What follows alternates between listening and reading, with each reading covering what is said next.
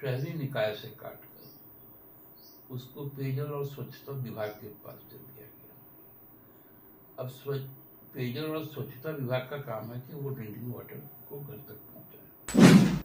4 financial year में हमें 1 रुपया भी केंद्रांश नहीं मिला, जिसमें ड्रिंकिंग वाटर का प्रोजेक्ट में 60% केंद्र सरकार को वहन करना होता है और 40% राशि राज्य सरकार देती है।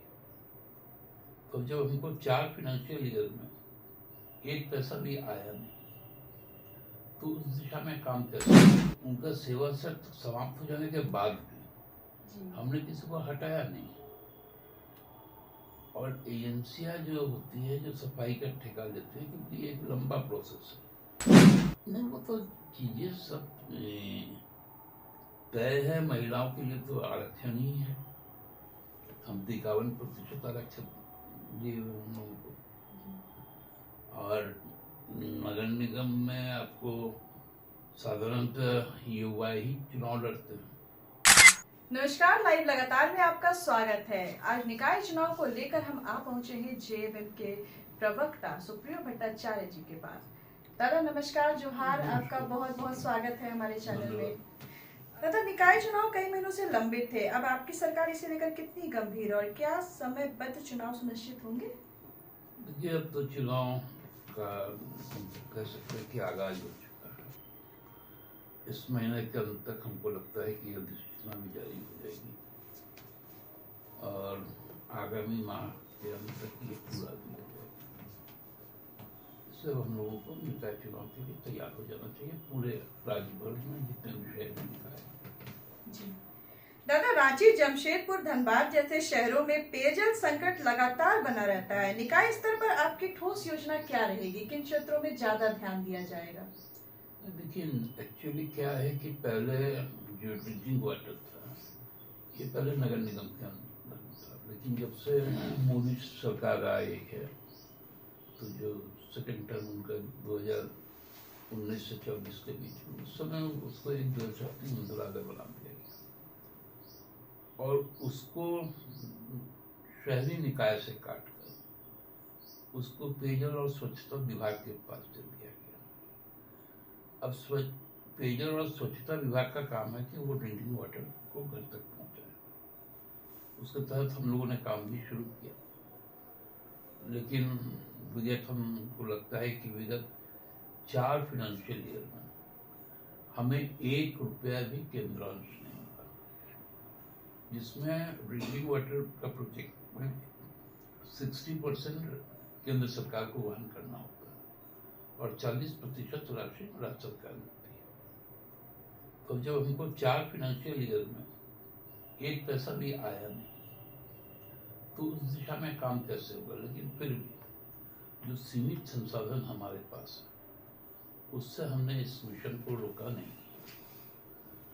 और मैं कह सकता हूँ कि जो भी बड़े शहर है, उन शहरों में आज पानी पहुंच रहा है, लोगों तक स्वच्छ जल भी पहुंच रहा है, और हमको लगता है ये बहुत बड़ी शिकायत हम लोगों को। दादा, वार्ड स्तर पर विकास फंड और अधिकार अब तक सीमित रहे हैं, क्या पार्षदों को अधिक वित्तीय और प्रशासनिक अधिकार दिए जाएंगे? ये देखिए, ये जो चीजें तय होती है, ये जो नगर निगम जब कॉन्स्टिट्यूट होता है, उसका एक अपना बजट होता है, उनका जो अपना स्थानीय जो आमदनी, जो स्थानीय कर है, जो जैसे होल्डिंग टैक्स है, पानी पर टैक्स है, स्वच्छता के लिए सेस है, और सरकार एक फंड उसको देती है उसके विकास के कार्यों को करने के लिए। तो वो जो पूरा का पूरा जो बजट बनता है, वो बजट तय करता है कि किस वार्ड को क्या प्रयोजन है और किसको क्या है, उस हिसाब से चीजें जाती है। लेकिन जैसे आपको MP MLA लेड फंड होता है डेवलपमेंट के लिए, वो आपको जो त्रिस्तरीय जो हमारा जो व्यवस्था है, जो ग्राम पंचायत या नगर निगम का, उसमें उस तरह की कोई प्रावधान ही नहीं कि किसी व्यक्ति के अपने क्षेत्र विकास के लिए कोई सीमित पैसा दिया जाए। वो है कि उसके क्षेत्र का जो विकास है, जो जरूरतें हैं, जो लोगों की चाहिदा है, उसको प्रायोरिटी के साथ लेकर पार्षदगण अपना प्रस्ताव देते हैं और संबंधित जब नगर निगम के महापौर के जो अध्यक्षता में जो बैठकें होती है, उस समय वो प्रस्ताव तय होती है और तय होकर फिर उसका क्रियान्वयन होता है। इससे आज तक जो व्यवस्था है ही नहीं, वो व्यवस्था नया कैसे होगा? दादा, एक और सवाल है, झुग्गी झोपड़ियों और गरीब बस्तियों के पुनर्वास को लेकर झामुमो का रोड मैप क्या होगा?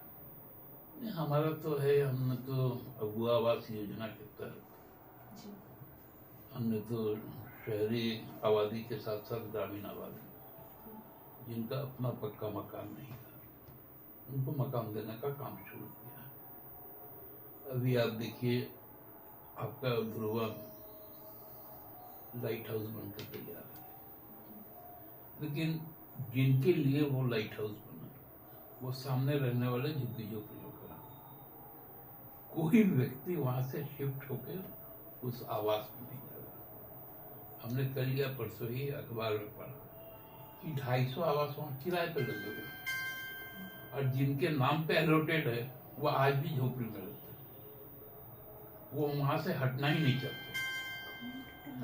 अब प्रशासन के लिए मुश्किल क्या होता है, जो अतिक्रमण को यदि आप हटाने जाइए तो एक तरह से उसको जन विरोधी कहा जाता है, लेकिन उनके जब पुनर्वास के लिए, पुनर्स्थापन के लिए जब योजनाएं बनकर तैयार होती है, यदि वो वहां पर शिफ्ट नहीं होते जी। तो इस समस्या का हल करना बड़ा मुश्किल होता है। हमने आपको आवास बना के दिया, लेकिन आप अपने, जो आपका जगह नहीं है, सरकार की जमीन है, गैर मजरूबा जमीन है, सरकार का प्रयोजन है इस जमीन को, उसके एवज में ही आपको आवास बना के दिया गया, लेकिन आप जाएंगे नहीं। तो एक तरह से ये सामाजिक समस्या के साथ साथ एक मानसिकता का प्रश्न है, जिसको हम लोगों को हैंडल करना पड़ेगा। दादा, एक सवाल और है कि नगर निगम में आउटसोर्सिंग और ठेका प्रथा से आम जनता परेशान है, इसे सुधारने के लिए आपकी नीति क्या रहेगी? ठेका प्रथा तो इस देश में जो अटल जी ने शुरू करके गया, नई नियुक्ति हो ही नहीं रही है। फिर भी हमने जितना नियुक्तियां दी, स्थायी नियुक्तियां दी, और जो हमने आज तक, जब भी हम 6 साल से सरकार में, लेकिन अनुबंध पे जो रघुवर जी के समय जो 5 साल के लिए अनुबंध पे थे, हमने किन्हीं को हटाया नहीं और हमने अब उनको रेगुलराइजेशन का काम करने लगा। हम नए ठेका के पक्षधर नहीं, हम स्थायी नियुक्ति चाहते हैं। दादा, युवाओं और महिलाओं को निकाय चुनाव में प्रतिनिधित्व देने के लिए पार्टी क्या विशेष कदम उठा रही है, जिससे युवा वर्ग और महिला वर्ग आगे आए? नहीं, वो तो चीजें सब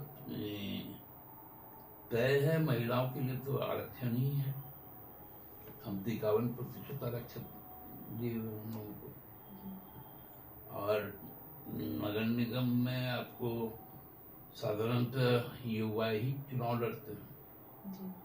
बहुत कम, मतलब उसका प्रतिशत आप देखेंगे तो हमको लगता है 30-70 का होता है। 70% युवा, जिसको हम 50 तक का कह सकते हैं, और 30% है जो 50 साल से ऊपर के लोग हैं, वो चुनाव लड़ते हैं। ये तो पूरे देश में का ही यही ट्रेंड है। दादा, सफाई कर्मियों और संविदा कर्मियों की स्थायी बहाली पर सरकार का क्या स्टैंड रहेगा?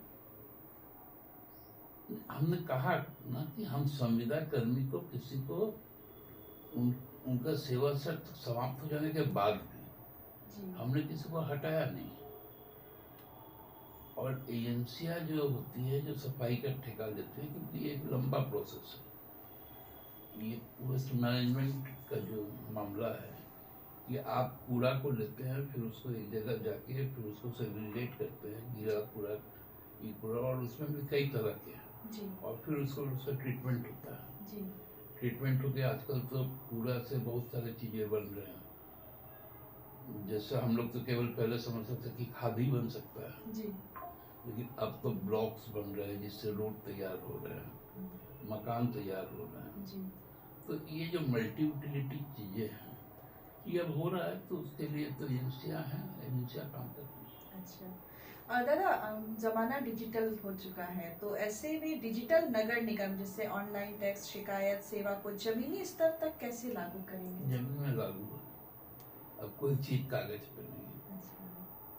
तो आज हम नगर निकाय चुनाव को लेकर आए थे जेएमएम के प्रवक्ता सुप्रियो भट्टाचार्य जी के पास, जहां हमें कई विशेष तरह की जानकारियों की प्राप्ति हुई और आशा करते हैं हमारे दर्शक भी इन सवालों और जवाब से संतुष्ट होंगे। मिलते हैं अगले एपिसोड में एक नए सवाल, नए चेहरे और नए जवाब के साथ। धन्यवाद। लाइव लगातार के वीडियो को लाइक करें, सब्सक्राइब करें और बेल आइकन को दबाना न भूलें।